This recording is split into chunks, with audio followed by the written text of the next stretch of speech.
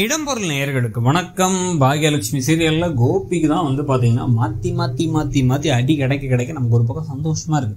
இந்த கதையில தேவையான அடிகள்லாம் அவர் கிடைச்சிக்கிட்டு இருக்கு அப்படின்னு சொல்லிட்டு அதுலதான் இப்போ முக்கியமா வந்து பாத்தீங்கன்னா இப்ப ராதிகா தூக்கத்துல எந்திரிக்கிறாங்க. ராதிகாவுடைய அம்மா மயு 3 பேருமே வந்து ஒரே பெட்ல ஒன்னா தூங்கிட்டு இருக்காங்க. பிரெக்னெண்டா இருக்கவங்க பக்கத்துல யூஸ்வலா ஒருத்தவங்க வந்து அவ்வளவு நெருக்கமாலாம் படுக்க விட மாட்டாங்க. கையை கால தெரியாம போட்டாங்கன்னா நல்லது இல்லை அப்படின்ட்டு. ஆனா அப்படி வேற வழி இல்லாம படுத்து தூங்கிட்டு இருக்காங்க. ஸோ இது இல்லாமல் 3 பெட்ரூமுக்கு ஒரு வீடு அவங்க சொந்தமாக வாங்கி அந்த வீட்டை விட்டுட்டு இங்கே வந்து ஏன் உட்காந்துருக்காங்கன்னு நமக்கு தெரியல. ஸோ இப்போ என்ன பண்ணுறாங்க அப்படின்னா வந்து அவங்க நேராக கிளம்பி வெளில வந்து பார்த்தா கோபி பேசவே மாட்டாருன்னு வந்து பார்த்தா கோபி அவங்க அம்மா கட்டில் படுத்துவங்க அந்த ரூமில் வந்து கீழே பாய வச்சு அவர் தூங்கிட்டு இருக்காரு. கோபத்தோட தூக்கம் வராமல் உட்காந்துருக்காங்க சோஃபாவில்.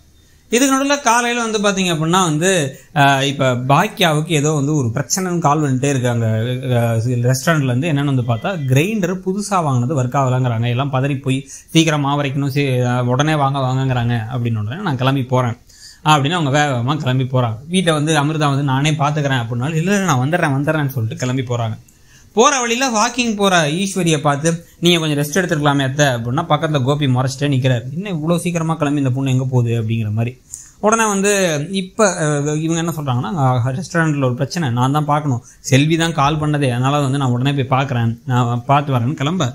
என்ன இவ்வளோ சீக்கிரமாக ரெஸ்டாரண்ட்னா வீட்டில் யார் வேலை பார்ப்பா அப்படின்னு வந்து கோபி கேட்குறாரு. ரொம்ப தான் அக்கறை அப்படிங்கும் போது இல்லை வீட்டிலலாம் எல்லா வேலையும் செஞ்சிருவாங்க. செஞ்சுட்டு இப்போ திருப்பி வந்து எல்லாத்துக்கும் டிஃபனை கொடுத்து சாப்பாடை கட்டி அனுப்பிவிட்டுட்டு திருப்பி ரெஸ்டாரண்ட் போயிட்டு திருப்பி மதியானம் வந்து எங்களுக்குலாம் சாப்பாடை கொடுத்துன்னு எல்லா வேலையும் சுற்றி செய்வா. இப்போ மாதிரி யாருமே வேலையெல்லாம் செய்ய முடியாது. காலைல 4 மணிக்கே எழுந்திருவோம். முன்னெல்லாம் நைட்டு 11 மணிக்கு தூங்கினா இப்போ எத்தனை மணிக்கு தூங்குறாங்க பாக்கியானே தெரியல அப்படின்னு பேச இவர் இனிமேல் நானும் எல்லா வேலையும் செய்கிறேன் அப்படின்னு மனசில் முடிவு பண்ணிக்கிறார்.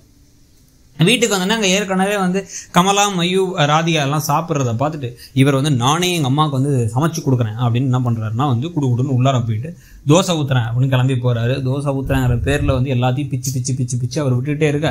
உடனே வந்து ஒரு கட்டத்துக்கு மேலே வந்து இவங்க என்ன சொல்கிறாங்கன்னா வெங்காயத்தை கட் பண்ணி வெங்காயத்தை தேய் அப்படின்னா தோசை மேலே தேய்க்கணுமாங்கிறாரு. தோசை கல் மேலே தேய்றடே அப்படின்னதுக்கப்புறமா போய் தோசை கல் மேலே தேய்ச்சி எப்படியோ வந்து இதில் ராதிகா ஹெல்ப் பண்ணுறேன்னு போனால் ராதிகாட்ட அதெல்லாம் ஒன்றும் வேணாம், நீ உங்கள் அம்மாவை பார்த்துக்கணும், நான் எங்கள் அம்மாவை பார்த்துக்கிறேன்னு இவரே தோசையை ஊற்றிட்டு வர்றாரு. மயூட்ட பார்த்தியா என் தோசை எவ்வளோ அழகாக இருக்குது அப்படின்லாம் கேட்டு கொண்டு போயிட்டு வந்து தோசையெல்லாம் கொடுக்க ஈஸ்வரியை கொடுத்து சாப்பிட வச்சுட்டு இருக்காரு.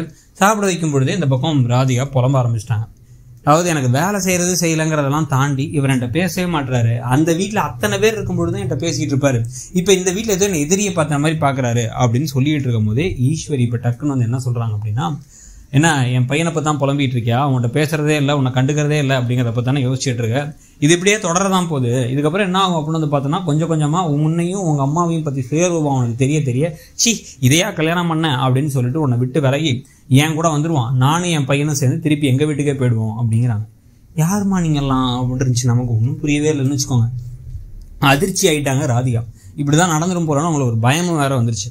இதுக்கு நடுவில் பாக்கியா அங்கே வந்து போய் அந்த கிரைண்டர் பிரச்சனைலாம் சரி பண்ணதுக்கப்புறம் போய் பார்த்தா பக்கத்தில் ஒரு கஃபே அப்படின்னு ஆரம்பிக்கிறனால நம்ம ஏதோ கஃபேனா உட்காந்து எல்லாரும் இது பண்ணுற பெரிய கஃபேவாக இருக்கும் அப்படின்னு பார்த்தா நம்ம அந்த கொஞ்சம் பெரிய டீ கடை மாதிரி வச்சுருப்பாங்கல்ல, ஜூஸும் இருக்கும் டீயும் இருக்கும்ல, அந்த மாதிரி ஒரு கடை. இப்போ ஜூஸு டீ காஃபி இது எல்லாமே வந்து பாக்கியாவோட ரெஸ்டாரண்ட்லேயும் இருக்குது. அப்போ அதுக்கு போட்டி தானே இது. அது இல்லாமல் பர்கர் பீஸாலாம் செய்வோம்னாங்க, அதெல்லாம் செய்கிற மாதிரி தெரில அந்த இடத்த பார்த்தா. உடனே வந்து அந்த இடத்த உடனே வந்து இவங்களே வந்து டெக்கரேட் பண்ணுறாங்க. சீக்கிரமாக எல்லாத்தையும் ஓப்பன் பண்ணி வச்சுட்டு ஜாமான்லாம் ஒரே நாளில் இறக்கிட்டு. ஆனால் வந்து பார்த்தீங்க அப்படின்னா வந்து அந்த கடையை வந்து அப்படியே திறந்து வச்சுட்டு போயிட்டார் பழனிசாமி. என்னப்பா பண்ணுறீங்க நமக்கு ஒன்றும் புரியல. உடனே இவங்களே என்ன பண்ணுறாங்க, அதை டெக்கரேட் பண்ணி வைக்கிறாங்க. அப்புறம் அந்த பழனிசாமியோட ஃபேமிலியில் எல்லாரும் வந்து இறங்கினதுக்கப்புறம் பார்த்தா டெக்கரேஷன்லாம் நாங்களே பண்ணிட்டோம் அப்படின்னு பாக்கியா சொன்னதை பார்த்து சந்தோஷப்படுறாங்க.